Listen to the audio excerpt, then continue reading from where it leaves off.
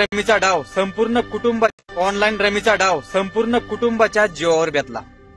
कर्जबाजारपणातून एका तरुणानं पत्नीसोबत आपल्या पोटच्या गोळ्याला पण संपवलं। ही घटना आहे धाराशिव जिल्ह्यातील बावी या गावातील।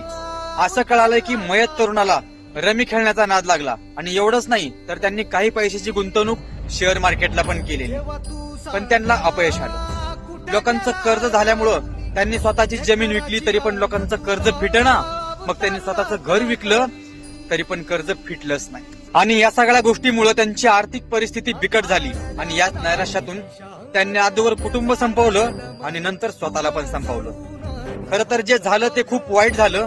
माझी हात जोडून कळकळीची विनंती मित्रांनो, कुठल्याही ऑनलाईन जुगाराच्या नादी लागू नका।